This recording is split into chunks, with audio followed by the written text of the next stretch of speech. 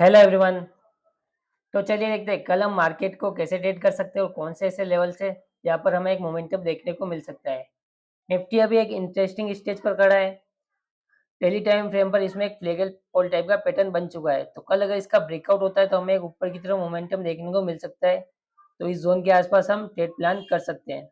तो चलिए देखते हैं 15 मिनट में हम इसको कैसे ट्रेड करेंगे। उससे पहले देखते हैं कि मार्केट में आज कैसा मोमेंटम रहा।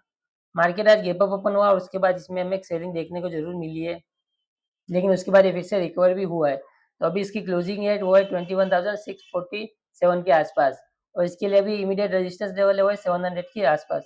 तो कल अगर इस रेजिस्टेंस को लेवल को ब्रेक करता है मार्केट तो हमें ऊपर की तरफ मोमेंटम देखने को मिल सकता है, जो कि इसको लेकर जा सकता है 750 के आसपास और 800 से लगाकर 830 के आसपास। लेकिन उसके लिए इसको इसी जोन के अंदर फ्लैट खुलना पड़ेगा। अगर फ्लैट खुलने के बाद थोड़ा टाइम वेट करता है और फिर ब्रेकआउट देता है तो हमें एक अच्छा मोमेंटम देखने को ऊपर की तरफ मिल सकता है। टारगेट हमारे 830 के आसपास तक रह सकते हैं।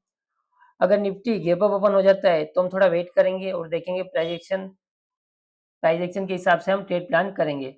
अगर प्राइस एक्शन बनता है बाइंग का तो इस जोन के आसपास 700 के आसपास हम बाइंग के लिए प्लान कर सकते हैं, लेकिन उसको हम थोड़ा वेट करेंगे, देखेंगे। अगर इस जोन के आसपास सस्टेन करने लगता है और फिर ऊपर की तरफ ब्रेकआउट देगा तो हम बाइंग का प्लान कर सकते हैं।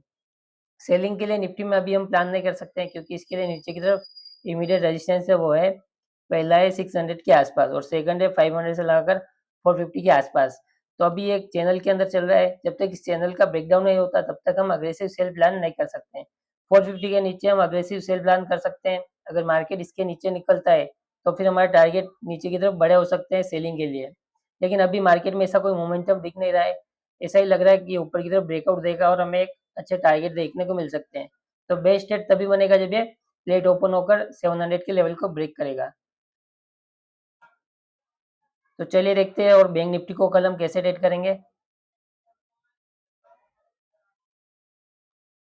बैंक निफ्टी का आज का मोमेंटम देखेंगे तो ये लगभग साइडवेज ही था। गैप अप ओपन हुआ और कल हमने प्लान किया था कि अगर bank Nifty gap up open होगा तो हमें एक साइडवेज मार्केट देखने को मिल सकता है, क्योंकि नीचे की तरफ इमीडिएट इसके लिए सपोर्ट जोन था और ऊपर रेजिस्टेंस जोन है।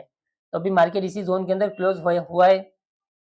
तो कल हमें एक मोमेंटम देखने को मिल सकता है अगर ये 600 के ऊपर सस्टेन करता है। अगर 630 के ऊपर निकलता है तो हम बाइंग के लिए प्लान करेंगे।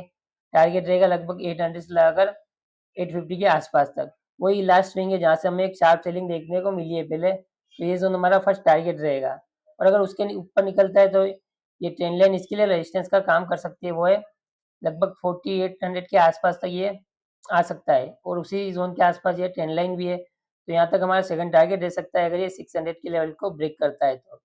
सेलिंग के लिए इसको हम 47,200 के नीचे प्लान करेंगे। अगर गैप डाउन ओपन हो जाता है तो हमें एक सेलिंग का मार्केट देखने को मिल सकता है।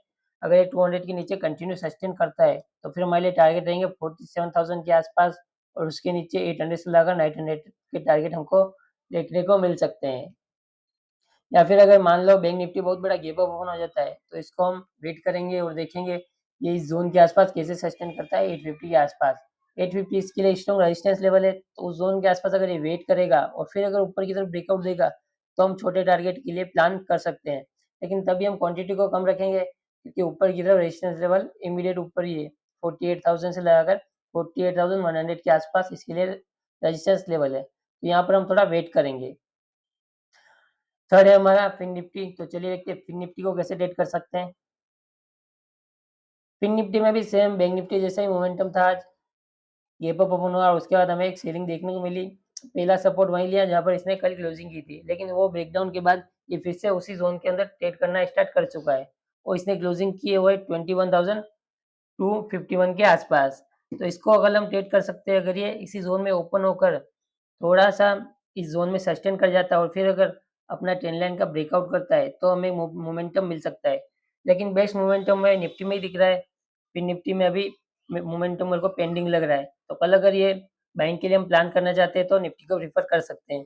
सेलिंग के लिए हम फिर निफ्टी को प्रीफर कर सकते हैं और बैंक निफ्टी को प्रीफर कर सकते हैं अगर ये गैप डाउन ओपन होते हैं। अगर फिर निफ्टी 160 के नीचे कंटिन्यू ट्रेड करता है तो फिर हमें 21,100 से लगाकर 21,000 तक के टारगेट भी देखने को मिल सकते हैं। बेस्ट रेट तब बनेगा जब ये निफ्टी फ्लैट ओपन होगा और उसके बाद अपना 700 का लेवल ब्रेक करेगा। Thank you.